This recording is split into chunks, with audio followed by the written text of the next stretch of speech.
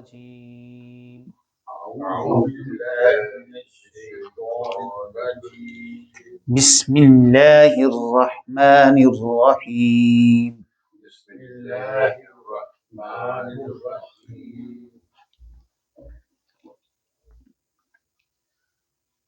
یہ دو آیات ہیں، ان میں سے پہلی آیت ہم نے تلاوت کر لی تھی تجوید کے ساتھ، برکت کے لیے بھی ساتھ میں پڑھ لیتے ہیں، پھر ہم دوسری جو آیت ہے اس کو آج تجوید کے مطابق پڑھیں گے، بعد میں پھر اس کا ترجمہ اور اس کی گرامر اور مختصر سی اس کی تفسیر بھی ہوگی انشاءاللہ۔ وَمِنَ النَّاسِ ومن الناس مَن يَقُولُ من يقول آمنا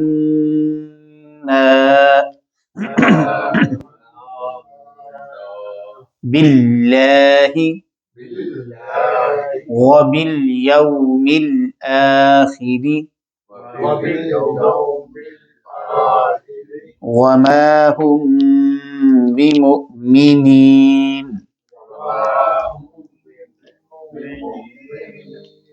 جی اس لفظ میں آپ نے اب دیکھنا ہے کہ اس میں حروف مدہ کون سے ہیں یا پھر کھڑی حرکات کہاں کہاں آ رہی ہیں۔ ہم نے دو چیزوں کو فوکس کریں گے پہلے مرحلے میں۔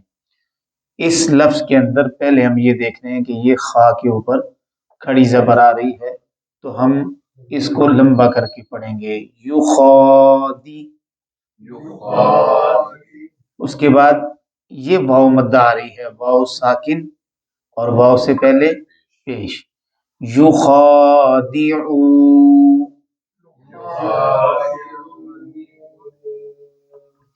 پھر نون کو جب ہم لام سے ملا رہے ہیں تو یہ اس میں جلالت ہے، اس میں جلالت سے پہلے حرف پر جب زبر آئے یا پیش آئے تو اس کو موٹا پڑھتے ہیں، ناللہ۔ اور اس پر بھی چونکہ کھڑی حرکت ہے تو اس کو بھی آپ کھڑا کر کے لمبا کر کے پڑھیں گے، پورا لفظ پڑھا جائے گا یخادعون اللہ۔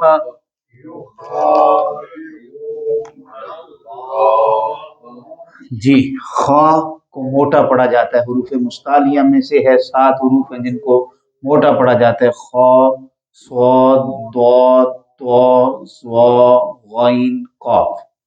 خا، صاد، ضاد، طا، ظا، غین، قاف۔ جی ان کو موٹا پڑھتے ہیں، خا، صاد، ضاد، طا، ظا، غین، قاف۔ یہ 7 حروف جن کو ہمیشہ موٹا پڑھا جاتا ہے، خا موٹا پڑھے جانے والوں میں سے ہے، لہٰذا اس کو اب جب کھینچیں گے تو اس کا جو تلفظ ہے وہ بھی موٹا پڑھا جائے گا، یخادعون اللہ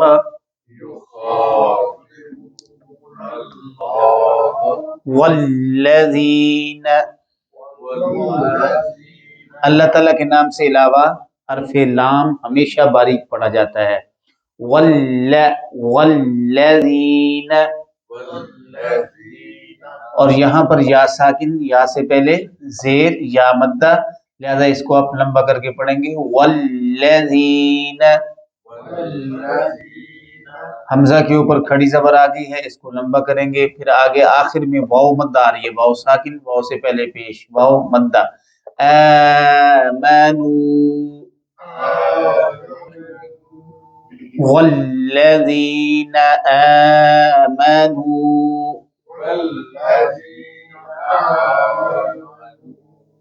جی پھر سے پڑھیں گے یخادعون اللہ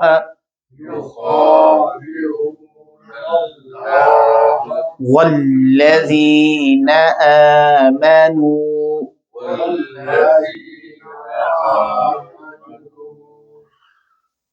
اس لفظ میں الف خالی، الف سے پہلے زبر، یہ الف مدہ ہے، وما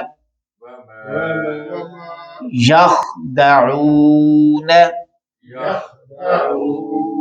واو ساکن، واو سے پہلے پیش، یخدعون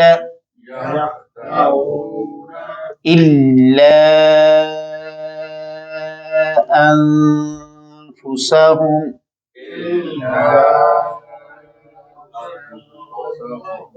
یہاں پر بھی الف مدہ ہے، الف خالی، الف سے پہلے زبر، مگر اس کے بعد چونکہ اگلا حرف حمزہ آ گیا ہے اس وجہ سے یہاں پر مد منفصل داخل ہو گئی ہے۔ جب حروف مدہ کے بعد حمزہ آ جائے تو وہ حمزہ اسی کلمہ میں ہو تو اس کو مد متصل کہتے ہیں، حمزہ دوسرے کلمہ میں ہو تو اس کو مد منفصل کہتے ہیں۔ اِلَّا أَنفُسَهُمْ،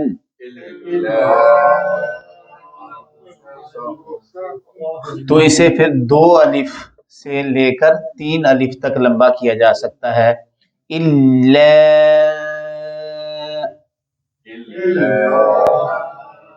أَنفُسَهُمْ، میم ساکن ہے، میم ساکن کے ہم نے 3 قاعدے پڑھے تھے، ادغام شفوی، اخفاء شفوی اور اظہار شفوی۔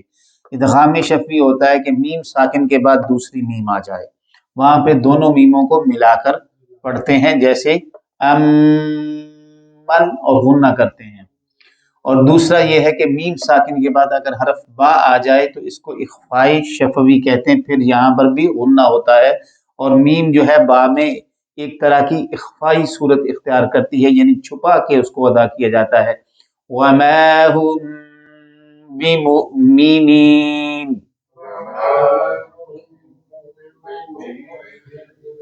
اور اگر میم ساکن کے بعد میم یا با کے علاوہ کوئی حرف ہو تو پھر میم کو ظاہر کر کے پڑھا جاتا ہے، اس کو کہتے ہیں اظہار شفوی۔ اب یہاں پہ میم ساکن کے بعد واو ہے، لہذا یہاں پہ کوئی غنہ وغیرہ نہیں ہوگا۔ انفسہم وما،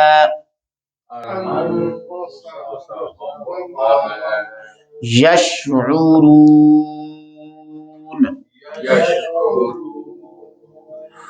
یہاں پر واو ساکن، واو سے پہلے پیش واو مدہ پیدا ہو گئی اور پھر اس کے بعد نون کے اوپر ہم نے وقف کر لیا تو یہ مد وقفی بن گئی، مد عارض وقفی بن گئی۔ یشعرون،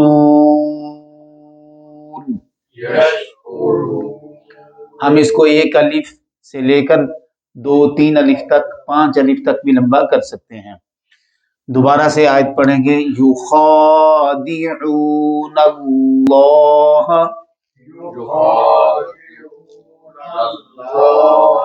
والذین آمنوا وما یخدعون الا انفسهم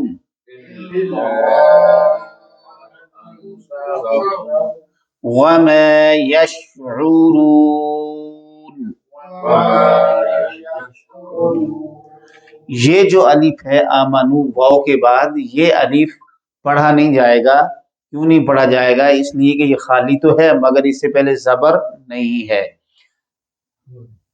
الف تب پڑھا جاتا ہے جب الف خالی ہو اور اس سے پہلے حرف پر زبر ہو۔ تو یہ پھر داخل کیوں ہوا ہے یہاں؟ اس کا مقصد کیا؟ تو اس کا تعلق گرامر کے ساتھ ہے، اس کا تعلق گرامر کے ساتھ ہے۔ یہ صیغہ شو کر رہا ہے، واو الف جو ہے یہ نشانی ہے جمع مذکر غائب کی، فعل ماضی جمع مذکر غائب۔ ترجمہ کریں گے، یخادعون، یخادعون وہ دھوکہ دینا چاہتے ہیں، وہ دھوکہ دیتے ہیں، لفظی معنی تو بنتا ہے وہ دھوکہ دیتے ہیں، لیکن اللہ کو دھوکہ چونکہ دیا نہیں جا سکتا اس لیے ترجمے میں وہ دھوکہ دینا چاہتے ہیں۔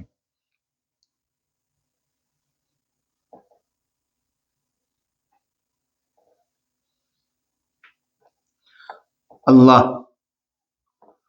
کو، والذین آمنوا اور جو لوگ ایمان لائے۔ اب اس کی گرامر یہ ہے، یہ لفظ جو ہے یخادعون،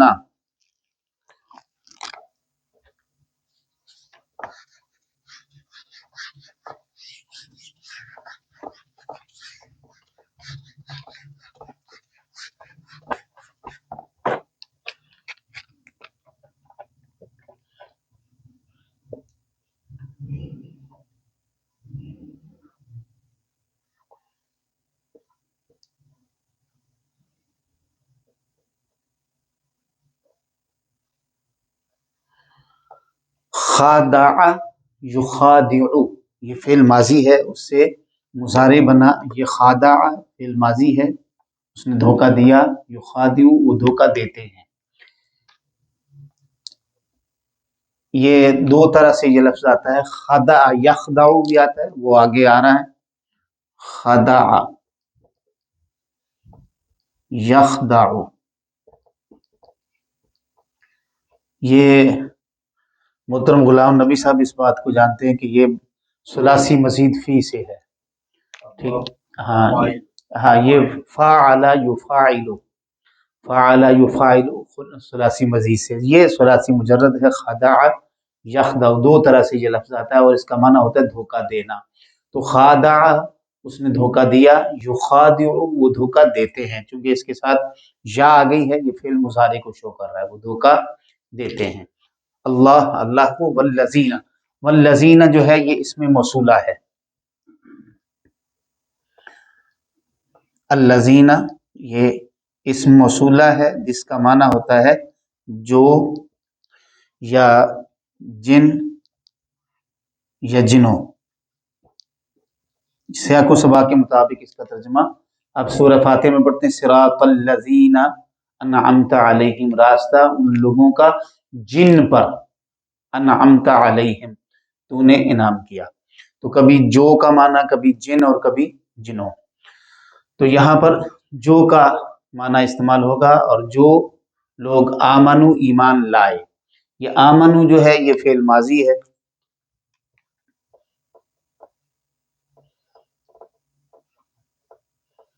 وہ ایمان لائے۔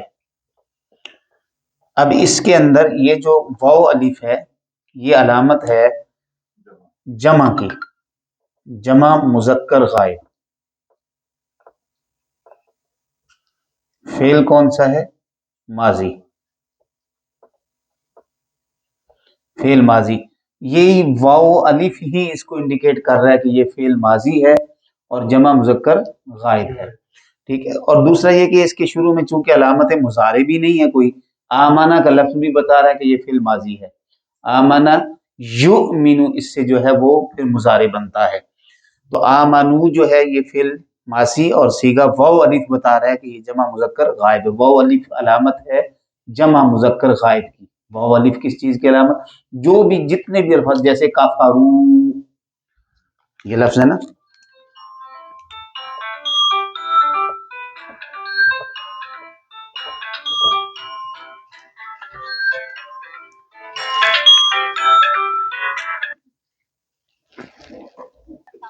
وعلیکم السلام۔ اب یہ دیکھیں کفرو میں بھی واو الف اینڈ پر آیا، تو یہ واو الف کس چیز کی نشانی ہوئی؟ جمع مذکر کی، جمع مذکر غائب، فعل ماضی، ان سب نے کفر کیا، آمنو وہ سب ایمان لائے، وہ سب ایمان لائے، کفرو ان سب نے کفر کیا، ٹھیک ہے، یہ واو الف فعل ماضی کے ساتھ اس کا ترجمہ ہوگا، جو بھی اس وزن پر آئے، جیسے خلق سے خلقو، ٹھیک ہے، اسی طرح سے کسبہ سے جمع مذکر آ جائے گا کسبو، تو کسبو ان سب نے کسب کیا، کتبہ اس نے لکھا، کتبو ان سب نے لکھا، دربا، دربا سے تثنیہ کا صیغہ آتا ہے، پھر آگے جمع آتا ہے دربو ان سب نے مارا، دربو ان سب، تو آمنو واو الف جو ہے یہ جمع مذکر غائب کی علامت ہے، جو لوگ ایمان لائے، پیچھے الذین آ گیا تو اس کے لیے اس کے ساتھ جو لگ گیا، جو لوگ ایمان لائے، وہ دھوکہ دینا چاہتے ہیں اللہ کو، اور جو لوگ ایمان لائے یعنی ایمان والوں کو اور اللہ کو دھوکہ دینا چاہتے ہیں، وما اور نہیں، یہ ما جو ہے یہ نہیں کا معنی دے رہا ہے، اور یخدعون وہی لفظ ہے دھوکہ دیتے ہیں، ہم یہ ترجمہ اس یا کو دیکھ کر کے کر رہے ہیں کہ یہ فعل مضارع بن گیا، وہ دھوکہ دیتے ہیں، اور عین کے بعد آگے جو واو نون آ رہا ہے یہ جمع کی علامت ہے، جمع مذکر غائب کی، یا ماضی میں واو الف माजी में वाव अलिफ, तवज्जो फरमाया, माजी में वाव अलिफ और मुजारी में वाव नून जमा की अलामत है। वो धोखा देते हैं, पीछे मा आ गया तो तर्जुमा हो गया नहीं, इल्ला मगर।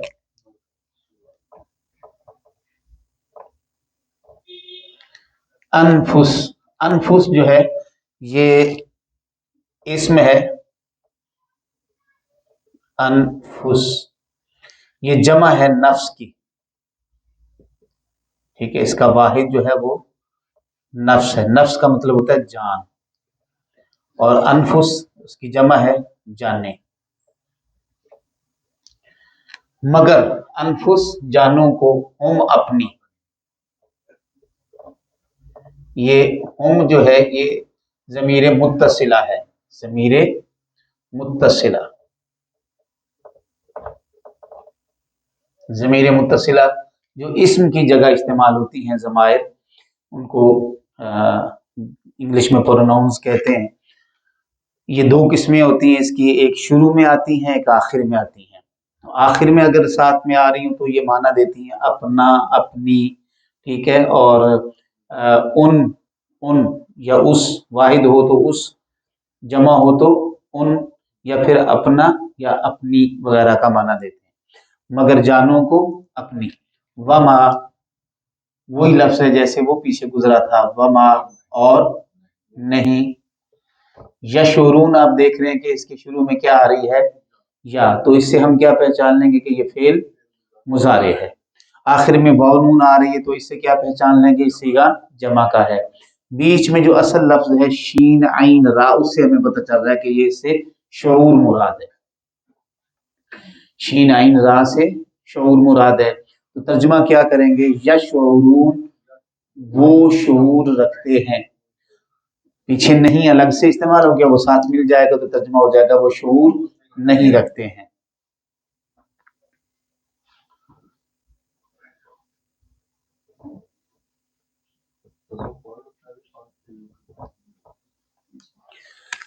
जी, तो जो फरमाइएगा, युखादिऊना वो धोखा देना चाहते हैं अल्लाह को, वल्लज़ीना आमनू और ईमान वालों को, वमा यखदऊना और वो नहीं धोखा देते हैं, इल्ला अनफुसहुम मगर अपनी ही जानों को, वमा यशऊरून और वो शऊर नहीं रखते हैं, मा नहीं, यशऊरून वो शऊर रखते हैं और वो शऊर नहीं रखते हैं। तो ये फिल मुजारे से पहले जब ये मा आ जाए तो ये मुजारे मनफी बन जाता है, मुजारे मनफी, इसको कहते हैं मुजारे मनफी।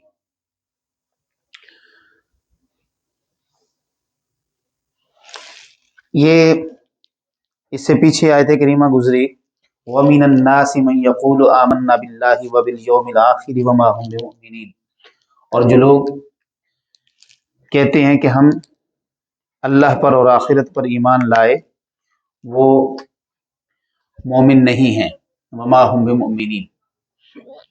अब उससे ज़हन में ये ख्याल जाता था कि ये कैसे हो गया कि वो तो कह रहे हैं कि हम अल्लाह पर और आखिरत पर ईमान रखते हैं, अल्लाह पाक फरमा रहा है कि वो मोमिन नहीं है।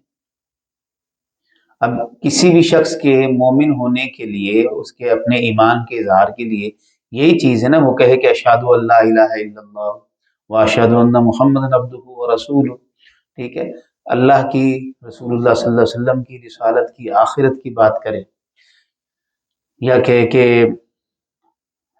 आमनतु बिल्लाहि व मलाइकती, ये सारी जो ईमानियात है।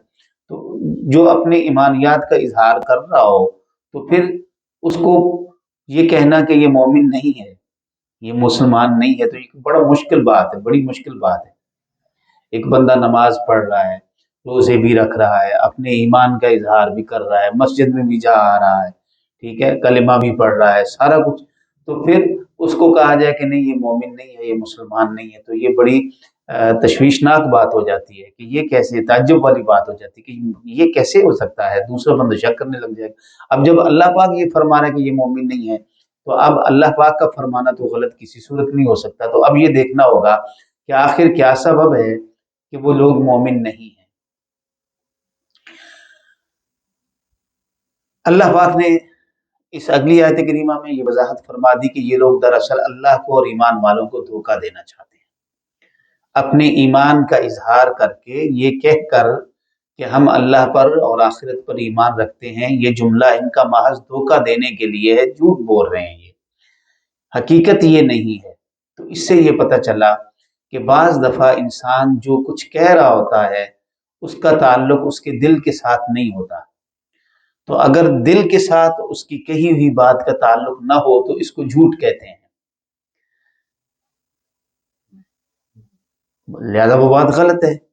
اب ہمیں عام لوگوں کو تو یہ پتہ نہیں چل سکتا کہ وہ جھوٹ بول رہا ہے یا سچ بول رہا ہے، ہم تو اس کی زبان کو ہی دیکھیں گے، لیکن قرآن مجید نے کچھ یہاں پر ایسی ہدایات دی ہیں، کچھ ایسی نشاندہیاں فرمائی ہیں، کچھ ایسی وضاحتیں فرما دی ہیں کہ اس وقت سے لے کے آج تک اور قیامت تک کے لیے کوئی منافق جو ہے وہ چھپ نہیں سکتا، کوئی بے ایمان شخص جو ہے وہ چھپ نہیں سکتا۔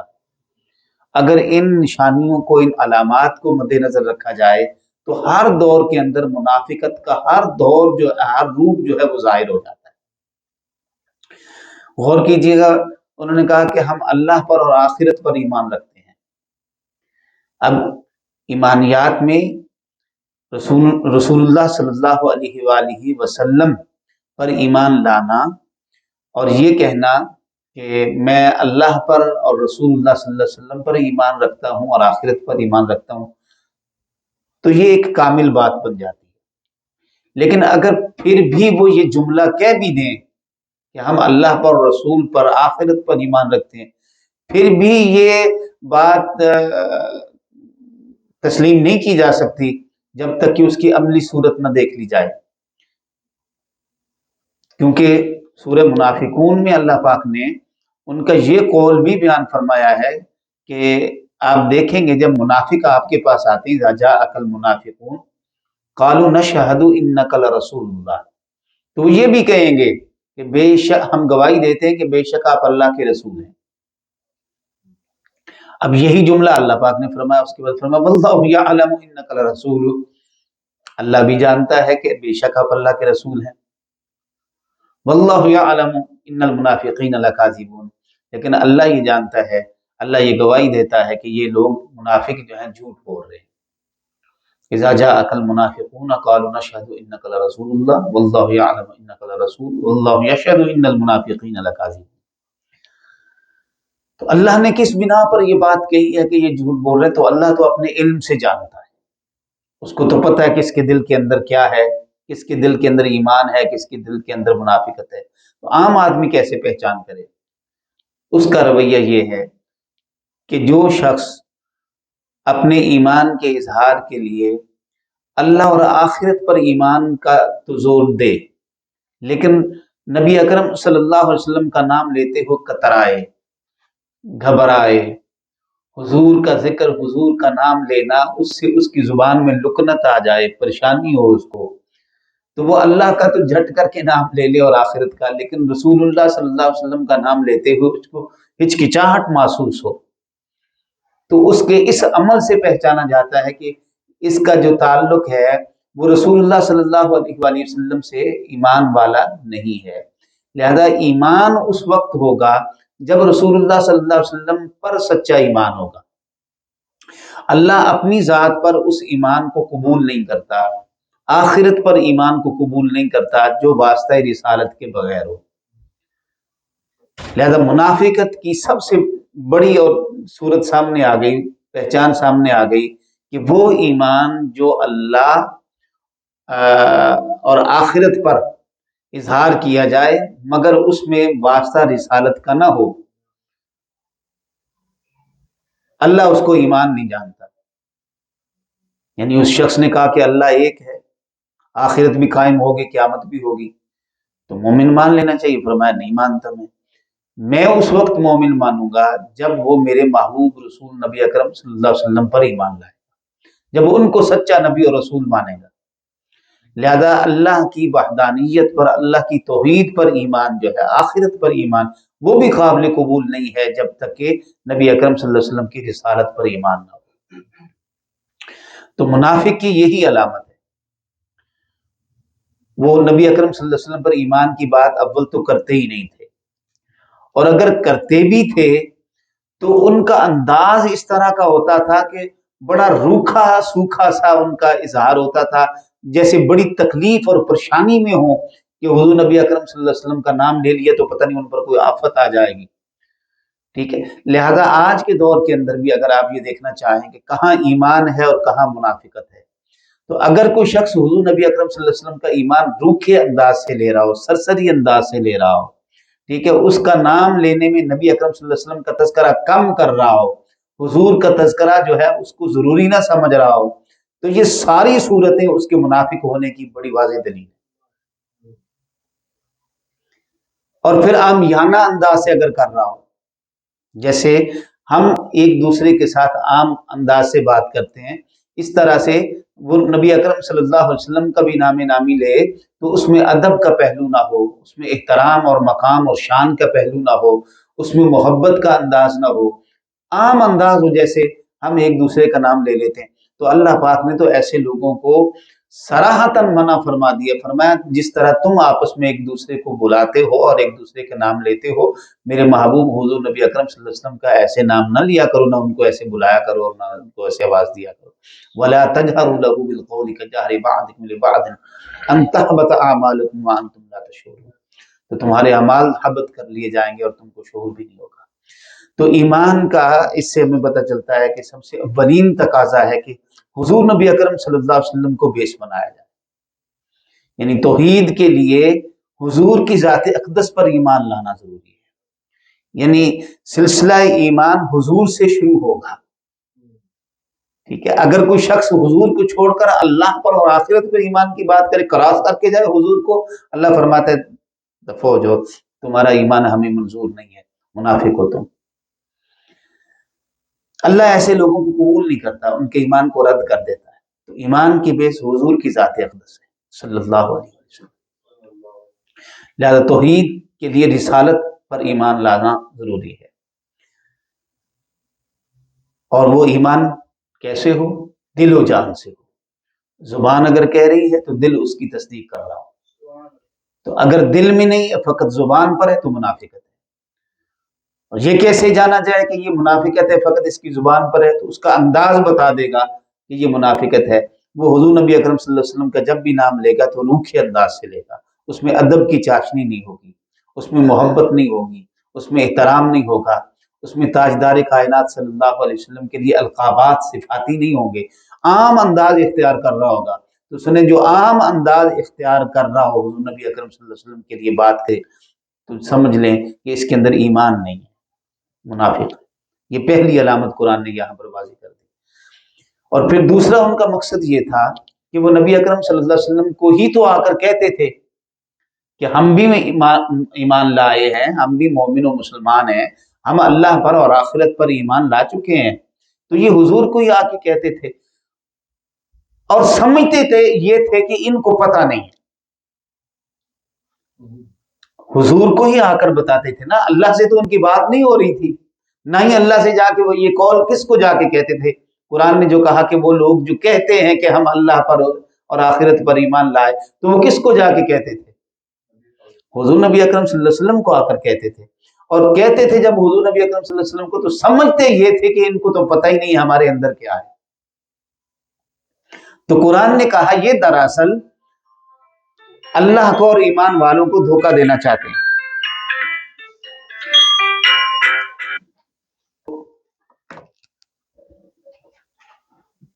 سمجھتے یہ تھے کہ حضور کو خبر نہیں ہے. اب اللہ نے اس بات کا اظہار کیسے فرمایا یہ لوگ دراصل اللہ کو دھوکہ دینا چاہتے ہیں، یعنی وہ جا کے حضور کو یہ بات کہہ کر حضور کو دھوکہ دے رہے تھے. اللہ کو تو دھوکہ دینے کا وہ سوچ نہیں سکتے تھے، ان کا اللہ پر تو کسی نہ کسی صورت میں ایمان موجود تھا. منافق جو لوگ ہیں یہ یہود تھے اصل میں، اور یہود جو تھے یہ سارے اللہ پر ایمان رکھتے تھے، اور اللہ کے بارے میں ان کا یہ تصور تو ہے ہی نہیں تھا کہ اللہ نہیں جانتا. اللہ کے بارے میں تو ان کا یہ ایمان تھا، عقیدہ تھا کہ اللہ ہر چیز کو جاننے والا ہے. تو وہ حضور کو آ کر جب کہتے تھے تو حضور کے لیے سمجھتے تھے کہ ان کو ہمارے ایمان کی خبر نہیں ہے، ان کو پتہ ہی نہیں ہے کہ ہم ان پر ایمان رکھتے ہیں یا نہیں رکھتے، تو وہ دھوکہ دراصل حضور کو دے رہے تھے۔ اس پر اللہ پاک نے یہ نہیں فرمایا کہ یہ لوگ رسول اللہ صلی اللہ علیہ وسلم کو دھوکہ دے رہے ہیں، بلکہ اللہ نے فرمایا یخادعون اللہ، یہ اللہ کو دھوکہ دینا چاہتے ہیں، یہ اللہ کو دھوکہ دینا چاہتے ہیں، یعنی حضور کو دھوکہ دے کر یہ دراصل اللہ کو دھوکہ دینا چاہتے ہیں۔ تو حضور کو دھوکہ دینا قرآن نے فرما دیا یہ ایسے ہی جیسے اللہ کو دھوکہ دینا، حضور کو دھوکہ دینا اللہ نے فرما دی ایسے ہی جیسے اللہ کو دھوکہ دینا، تو یہ اللہ کو دھوکہ دینا چاہتے ہیں۔ یہ بالکل اسی طرح سے جس طرح سے حضور نبی اکرم صلی اللہ علیہ وسلم کو اذیت دینا، قرآن نے کہا یہ اللہ کو اذیت دیتے ہیں، ان الذین یؤذون اللہ ورسولہ، جو لوگ اللہ کو اور رسول اللہ صلی اللہ علیہ وسلم کو اذیت دیتے ہیں۔ تو اللہ کو تو اذیت کس چیز کو کہتے ہیں؟ تکلیف دینا، ٹارچر کرنا۔ تو اللہ کو کوئی ٹارچر کر سکتا ہے؟ اللہ کو کوئی تکلیف جسمانی طور پر، وہ تو ویسے ہی جسم سے پاک ہے، وہ ذہنی طور پر پہنچا سکتا ہے؟ نہیں، وہ تو ویسے ہی اس سے بھی پاک ہے، مبرہ ہے، اللہ کو تکلیف پہنچائی نہیں جا سکتی۔ تو اللہ فرمائے یہ لوگ اللہ کو تکلیف دینا چاہتے ہیں۔ ہاں، تو اللہ نے وہ ساتھ فرما دیا کہ وہ دراصل جو رسول اللہ صلی اللہ علیہ وسلم کو تکلیف پہنچاتے ہیں، ذہنی طور پر کوف دیتے ہیں، ان کو اذیت دیتے ہیں، ان کو جسمانی طور پر، یہ اللہ کو تکلیف دیتے ہیں۔ تو جیسے ہم یہ تصور کریں اگر کہ تکلیف مصطفیٰ حقیقت میں تکلیف خدا ہے، جس نے حضور کو تکلیف اور دکھ پہنچایا اس نے اللہ کو تکلیف اور دکھ پہنچایا۔ اسی طرح اللہ پاک نے فرمایا جو کوئی رسول اللہ صلی اللہ علیہ وسلم کی اطاعت کرتا ہے اس نے اللہ کی اطاعت کی، من یطع الرسول فقد اطاع اللہ، ٹھیک ہے۔ اطاعت رسول جیسے اطاعت خدا ہے، محبت رسول محبت خدا ہے، حکم رسول حکم خدا ہے، قرب رسول قرب خدا ہے، اطاعت رسول اطاعت خدا ہے۔ اسی طرح سے وہ تو بیعت کی بات ہے، اسی طرح سے دھوکہ دینا، دھوکہ دہی ہے مصطفیٰ حقیقت میں دھوکہ دہی خدا ہے، ملاقات رسول قرب خدا ہے، میں نے عرض کی۔ تو بات یہ کہ اس میں جس طرح یہ ساری چیزیں قرآن مجید میں اتر آئیں اور اللہ پاک نے فرمایا، اسی طرح یہاں پر اللہ نے فرمایا یخادعون اللہ، یہ اللہ کو دھوکہ دینا چاہتے ہیں۔ یہ تکریم مصطفیٰ، اللہ پاک یہ خطاب دراصل حضور نبی اکرم صلی اللہ علیہ وسلم کی تکریم کی خاطر فرما رہا ہے، حضور کی عزت کی خاطر، حضور کی شان کے اظہار کی خاطر فرما رہا ہے کہ یہ لوگ اللہ کو دھوکہ دینا چاہتے ہیں، والذین آمنوا، اور ایمان والوں کو۔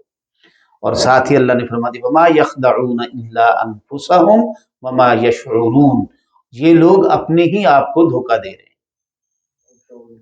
ہاں جی، اور شعور بھی نہیں رکھتے، یعنی ان کو شعور نہیں ہے، ان کو یہ خبر نہیں ہے کہ مقام مصطفیٰ کیا ہے، ان کو یہ اندازہ اور یہ علم نہیں ہے کہ شان مصطفیٰ کیا ہے، ان کو شعور یہ نہیں ہے کہ اس نبی پاک صلی اللہ علیہ وسلم کو اللہ نے کن علم کی بلندیوں سے سرفراز فرمایا ہے۔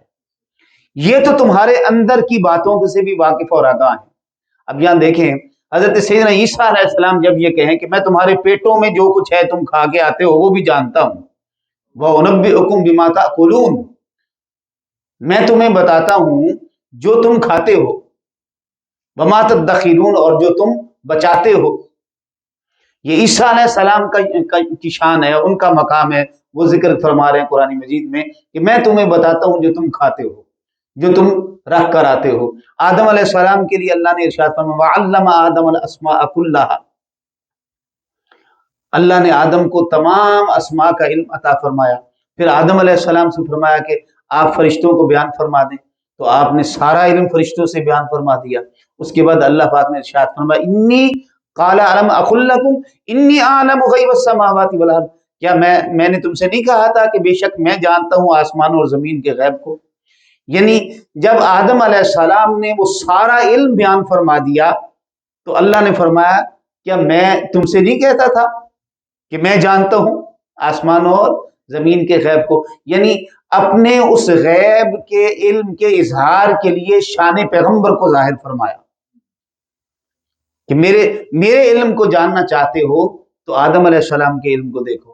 تو جب حضور نبی اکرم صلی اللہ علیہ وسلم کی باری آئے گی تو آقا کریم صلی اللہ علیہ وسلم کے لیے پھر قرآن کیا فرماتا ہے؟ فرمایا وَعَلَّمَكَ مَا لَمْ تَكُنْ تَعْلَمْ، محبوب آپ کو وہ سکھا دیا جو آپ نہیں جانتے تھے. ما لم تکن تعلم، اب ما لم تکن تعلم میں جو کچھ علم میں نہیں تھا وہ سارا عطا کر دیا. اب پیچھے کوئی چیز باقی چھوڑی، یعنی ما کانا و ما یکون کا علم اللہ نے حضور نبی اکرم صلی اللہ علیہ وسلم کو عطا فرما دیا. اور یہ آقا کریم صلی اللہ علیہ وسلم کے علم میں لوگوں نے تانا زنی کی. آقا کریم صلی اللہ علیہ وسلم ممبر پر جلوہ افروز ہو گئے، فجر سے لے کر ظہر تک مسلسل خطاب فرمایا. ظہر کی نماز ادا فرمائی، ظہر کی نماز ادا فرمانے کے بعد پھر آپ ممبر پر جلوہ افروز ہو گئے، پھر آپ نے اللہ کی حمد و ثنا کی، پھر خطاب فرمایا. عصر کی نماز ہو گئی، پھر عصر کی نماز سے ممبر سے نیچے تشریف، مغرب تک خطاب فرمایا. صحابہ کہتے ہیں ما کانا وما یکون، سارا علم حضور نبی اکرم صلی اللہ علیہ وسلم نے بیان فرما دی. جس کو جو یاد رہا رہا، جس کو بھول گیا بھول گیا. آقا نے قیامت ما بعد قیامت ازل سے لے کے اب تک جو کچھ ہو چکا تھا، جو ہونے والا تھا، سب کچھ بیان فرما دیا. ہاں سلونی اما شئتم، حضور فرماتے ہیں پوچھو مجھ سے جو پوچھنا چاہتے ہو، پوچھو مجھ سے جو پوچھنا چاہتے ہو. تو ایک شخص نے کہا کہ بتائیں میرا باپ کون ہے؟ تو جس کائنات کے اندر انبیاء کی صف میں عیسیٰ علیہ السلام کھڑے ہوں، یحییٰ علیہ السلام کھڑے ہوں، سلیمان کھڑے ہوں، یعنی موسیٰ علیہ السلام ہوں، عیسیٰ علیہ السلام ہوں، آدم، تو جن کے علم کی آپ یہ ساری باتیاں دیکھتے چلے جائیں تو پھر ان سارے نبیوں کے امام کے علم کا عالم کیا ہوگا؟ تو اللہ پاک فرما رہے وما یشعرون، ان کو شعور نہیں ہے، ان کو شعور، ان کو پتہ ہی نہیں ہے کہ میں نے اپنے حبیب محمد مصطفیٰ کو علم کی کن بلندیوں سے سرفراز فرمایا ہے. وہ تمہارے پیٹوں کے، تمہارے دلوں کے اندر، تمہارے سینوں کے اندر بھی وہ جانتے ہیں اور دیکھتے ہیں. حضور نبی اکرم صلی اللہ علیہ وسلم نے ارشاد فرمایا لوگوں اپنے رکوع اور سجدوں کو درست کیا کرو، میں جیسے سامنے دیکھتا ہوں ایسے میں پیچھے بھی دیکھتا ہوں. تو قرآن مجید اس پر شاہد و عادل ہے. اتنی مثالیں بھری پڑی ہیں قرآن مجید میں انبیاء کے علم. تو آقا کریم صلی اللہ علیہ وسلم کا علم تو اس سے وراء الورا ہے، وراء الورا ہے جو اللہ نے حضور کو عطا فرمایا. تو قرآن فرما رہا ہے یہ میرے حبیب کو دھوکہ دینا چاہتے ہیں، تو یہ ایسے جیسے اللہ کو دھوکہ دینا چاہتے ہیں، اور یہ اپنے ہی آپ کو دراصل میں دھوکہ دے رہے ہیں. اب دیکھیں نا، کوئی شخص پورا جانتا ہو، ہر چیز کا اسے علم ہو، خبر ہو، اسے کوئی آ کے کوئی اور بات بتا رہا ہو اور اندر ہی اندر خوش ہو رہا ہو کہ اس کو پتہ ہی نہیں ہے، تو دھوکے میں کون ہے؟ وہ خود دھوکے میں نا. تو اللہ نے یہی بات ارشاد فرمایا کہ یہ لوگ دھوکہ دینا چاہتے ہیں، حقیقت میں خود دھوکے میں مبتلا ہیں. ان کو خبر ہی نہیں ہے کہ شان مصطفیٰ اور علم مصطفیٰ کا عالم کیا ہے، اور ان کو اس بات کا شعور نہیں، وما یشعرون، اور یہ شعور نہیں رکھتے. تو پتہ چلا کہ منافق کی دوسری بڑی نشانی یہ ہے کہ وہ حضور نبی اکرم صلی اللہ علیہ وآلہ وسلم کو بے علم سمجھتا ہے. منافق کی یہ نشانی ہے کہ وہ حضور کو بے علم سمجھتا ہے. وہ سمجھتا ہے کہ حضور کو علم نہیں ہے، یہ لا علم ہے. کوئی کہے گا ان پڑھ ہے، معاذ اللہ ثم معاذ اللہ. تو اگر کوئی شخص کلمہ پڑھ کے بھی قرآن کے اندر یہ ترجمہ کر رہا ہو کہ یہ امی ان پڑھ ہیں، اس کا مطلب ہے اس کے اندر ایمان نام کی چیز نہیں گئی، جہالت ہے، نادانی ہے، اور شعور نہیں ہے. تو حضور نبی اکرم صلی اللہ علیہ وسلم کو اللہ نے علم کی وہ بلندیاں عطا فرمائیں کہ ما کانا وما یکون، سارے پردے حضور نبی اکرم صلی اللہ علیہ وسلم سے اللہ پاک نے اٹھا دیے.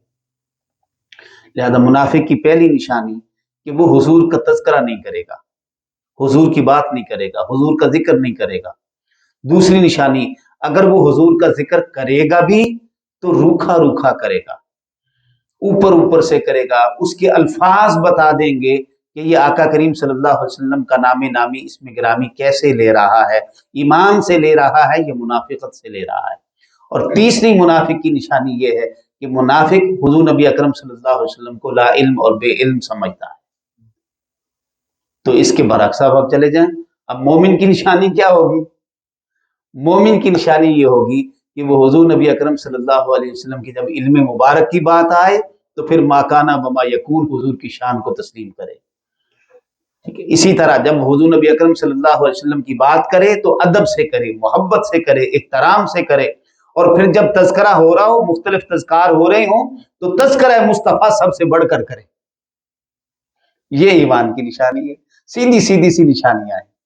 تو جب آپ اچھا ایک اور آپ کو ٹیسٹر دیں، جب آپ تذکرہ مصطفیٰ کر رہے ہوں، شان مصطفیٰ بیان کر رہے ہوں اور سامعین بیٹھے ہوں، تو اگر آپ یہ دیکھنا چاہیں کہ ان کے اندر کون شخص مومن ہے اور کون منافق ہے، تو ٹیسٹر ہے آپ کے پاس.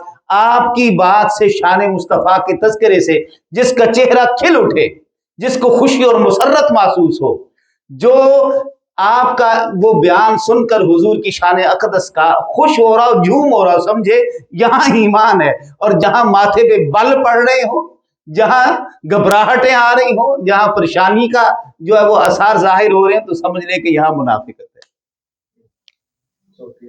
علامہ اقبال سے کسی نے پوچھا کہ ایمان کیا ہے، تو ان کا جواب تھا حضور نبی پاک آپ کہیں کے ذات مبارک صلی اللہ علیہ وسلم. تو یہ ہمیں وَمِنَ النَّاسِ مَن يَقُولُ آمَنَّا بِاللَّهِ وَبِالْيَوْمِ الْآخِرِ وَمَا هُم بِمُؤْمِنِينَ يُخَادِعُونَ اللَّهَ وَالَّذِينَ آمَنُوا وَمَا يَخْدَعُونَ إِلَّا أَنفُسَهُمْ وَمَا يَشْعُرُونَ. ان دو آیات بینات سے ہمیں جہاں منافق کی نشانیوں کو پتہ چلا، وہاں ہمیں مومن کی نشانیوں کو بھی پتہ چلا. منافق کڑے گا، مومن خوش ہوگا. ٹھیک ہے. منافق کم علم سمجھے گا، لا علم سمجھے گا، اور مومن حضور کو علم کی بلندیوں پہ فائز جانے گا. اللہ تبارک و تعالیٰ قبول فرمائے. یہ زبان کی زبان نہیں، سوال ہوتا ہے کہ وہاں